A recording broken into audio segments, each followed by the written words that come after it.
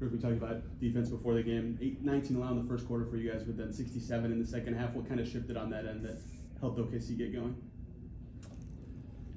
Well, I can't tell you exactly everything that happened, but we allowed them to get their rhythm going. They sped the game up.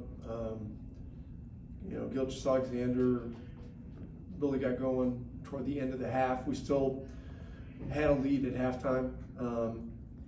The game's tied at 107 with 2.5. I mean, it was really make or miss going down the stretch. And the three that he hit up on top was a hellacious shot. Mathurin was right in his face, and that was the deciding shot probably. We had a couple of other okay looks that didn't go down, and then the offensive foul call on Nemhard was a tough one. I didn't have a great angle. I just watched it. The game was so physical. You would think that something like that might be a play on, but the whistle blew, and so we got unlucky. Looked like you guys played through Andrew a little bit more than Tyrese in this game. What was the thinking behind that strategy for this one?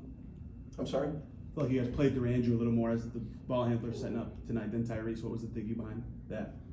Well, it's, a lot of it has to do with the matchups.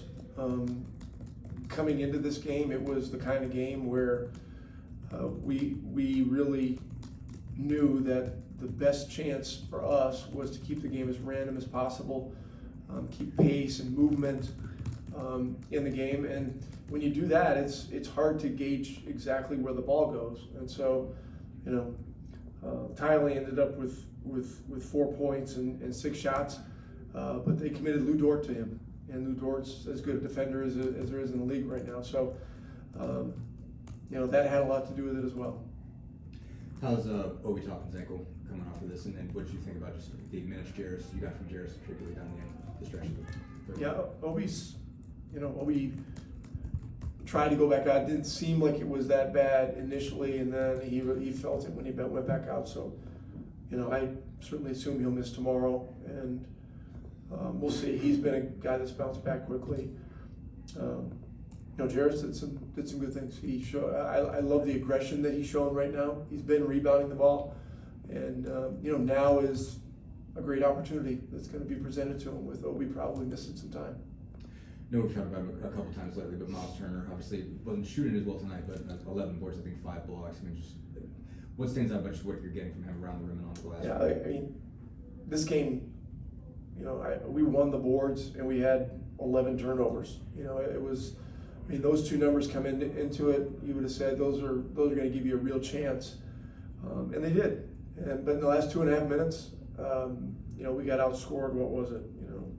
13-7, whatever it was. And so, sometimes games get condensed into very short periods of time, and they made some great plays, and we didn't make enough. I guess to go back to Shea, I mean, just what makes him as tough a cover as he is? I mean, like you said, he's playing as good as any, all maybe 4 or 5 guys in the league. Just what makes him that tough? He's a great player. There's no doubt about that, and he will be an MVP, maybe this year. I thought the stretch at the end of the first half where we just were not organized when he was taking it at us was a killer. We had a 12, 14 point lead. I think we had it up to 15 at one point during the first half, and he just went through us 3 or 4 times to score at the end of the half, and that's going to get you beat, and it gave him juice, and probably gave their team juice too.